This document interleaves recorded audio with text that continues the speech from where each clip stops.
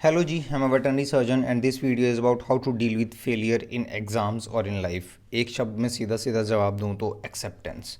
अब एक्सेप्टेंस क्या है और लाइफ में किस तरह से आती है, ये सारी वीडियो इस बात को समझाने पे। और हाँ, लास्ट में एक वीडियो सजेस्ट करूँगा, इस साइड में आएगी, काइंड ऑफ मस्ट वॉच। अगर आपने अपनी ज़िंदगी में कभी स्ट्रगल किया या इन दिनों एक मुश्किल दौर से गुजर रहे हो तो ये वाली वीडियो ज़रूर ज़रूर देखना, ठीक है।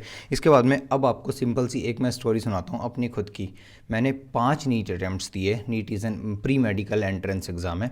स्टार्टिंग के 4 अटैम्प्ट्स दिए, उसके अंदर मैं हर एग्ज़ाम के बाद में मेरे को डिससेटिस्फेक्शन फील होता था, रिग्रेट होता था, एक इनकम्प्लीटनेस होती थी कि यार कहीं ना कहीं कमी रह गई है। मुझे वो फीलिंग आई नहीं कि मैंने अपनी तरफ से 100% कोशिश करके देख ली। तो इस वजह से बार बार नीट अटैम्प्ट्स लिए मैंने। और उसके बाद में मैंने लिया 5वां अटैम्प्ट। ये इस टाइम पे आके घर वालों के साथ में रिश्ता ख़राब हो गया था, वो एक अलग स्टोरी है। प्लस में सारे दोस्तों को मैंने छोड़ दिया था, बिकॉज आई फेल्ट लाइक कि जब तक मैं यारी दोस्ती से साइड में पीछे नहीं हटूँगा तब तक मैं अपनी ज़िंदगी में कुछ नहीं कर पाऊँगा। तीसरी चीज़, ये सब करने के कुछ दिनों के बाद में डिप्रेशन हिट मी, एंड वो सीरियस वाला डिप्रेशन, बहुत बुरे दिन थे यार सही में। उसके बाद में आई डिसाइडेड कि इस बार आई फेल्ट लाइक कि लड़ाई खुद से है, मैं पीछे नहीं हटूँगा, चाहे कुछ भी हो जाए, किसी भी लिमिट तक जाना पड़े मैं पढ़ाई करूँगा। बहुत बार सिचुएशन बहुत एक्सट्रीम हो जाती थी, मैं जैसे तैसे करके मैनेज किया और वो टाइम मैंने बिना गिव अप किए निकाला भाई। बहुत जितना मेरे बस का था उतना मैंने किया। इसके बाद में रिज़ल्ट ये रहा कि मैं इस अटैम्प्ट में भी फेल हो गया। बट इस अटैम्प्ट में अच्छी चीज़ क्या हुई कि इस बार वाला जो रिज़ल्ट था ना, मुझे 100% सेटिस्फैक्टरीली एक्सेप्ट हुआ कि यार कोई बात नहीं, मैं इतना ही डिज़र्व करता था, इससे ज़्यादा मेरे बस का था भी नहीं पढ़ना। और अब इस मेहनत में जो मुझे मिला है वो मेरा है। इस तरह से आती है ज़िंदगी में एक्सेप्टेंस, जब हम किसी चीज़ के अंदर अपना इतना निचोड़ देते हैं ना, यार इसके बाद में तो मैं मर सकता हूँ, पढ़ाई या मेहनत नहीं कर सकता। ये किसी भी काम में लगा लो तुम।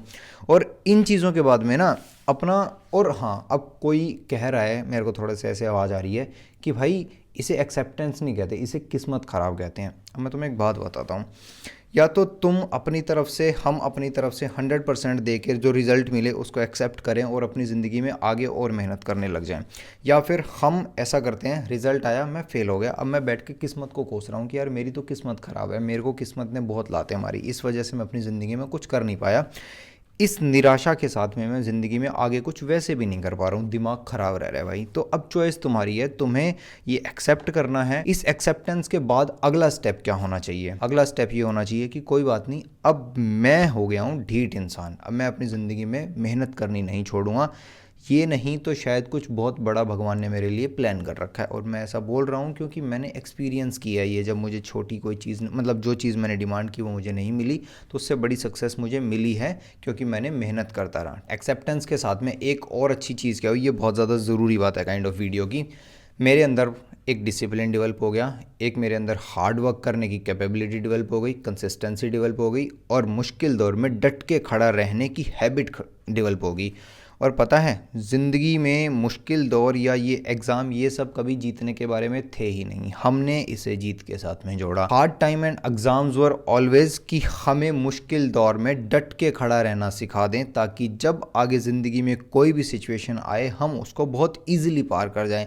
जब हम हार्ड टाइम में डट के खड़े रहना सीख जाते हैं तो यहाँ पे जो हमें अपनी लाइफ में अचीव करना होता है ना, वो सब कुछ आसान लगने लगता है और अचीव हो जाता है। अब अगली बात, स्टार्टिंग में जो मैंने 4 नीट अटैम्प्ट दिए उसके अंदर मेरी क्या क्या कमियां रही।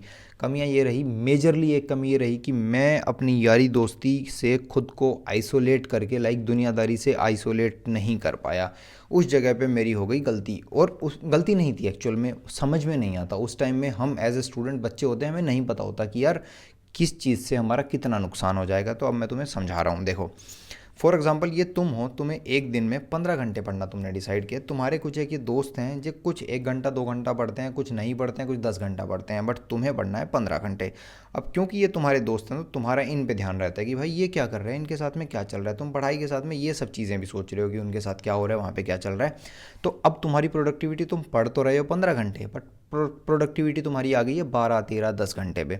एक तुम्हारा ये नुकसान हुआ। अब क्या हुआ कि कभी कभी तुम्हें दोस्त बोलेंगे यार चल बाहर चलते हैं, तुम बोलोगे नहीं यार मैं नहीं चल रहा है। 3 4 बार तुम्हारे से धक्का करेंगे, तुम बोलोगे चल चल लेते हैं भाई।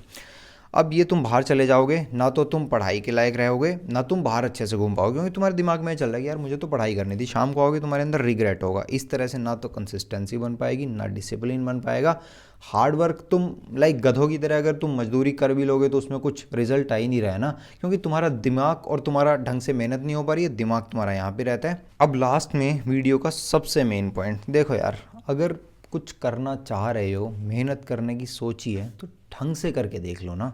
मतलब ये क्या है अधूरापन की, नहीं समझता हूँ, नहीं पता होता। अगर आज मेरे पास में मेरे से जो मैं 10 साल पुराना मैं था, उसे अगर समझाने का मौका मिले ना, तो मैं उसे ये बात समझाऊं और कहूँ कि अप्लाई कर भाई, ज़िंदगी में बहुत जल्दी कुछ अच्छा अचीव कर जाएगा।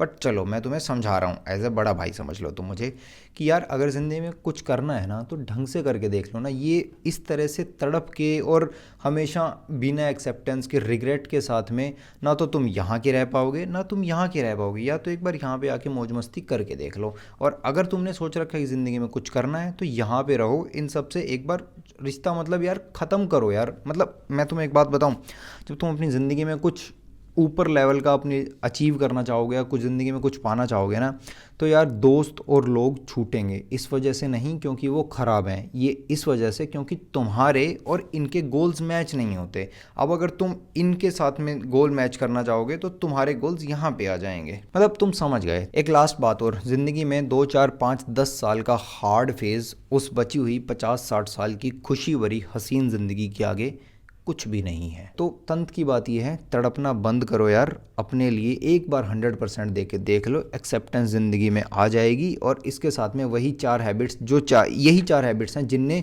मेरी लाइफ को शेप कर दिया अल्टीमेटली, मतलब बहुत तगड़े वाला। बट चलो ठीक है, ये थी आज की वीडियो। कुछ भी अच्छा लगा कमेंट करके बताना, कुछ भी आपके मन में क्वेश्चन है तो वो ज़रूर पूछना, हर एक कमेंट को पढ़ के उसका रिप्लाई करने वाला हूँ। और हाँ, ये वाली वीडियो को ज़रूर चेकआउट करना। मैं मिलता हूँ आपसे अगली वीडियो के अंदर। Till then bye bye.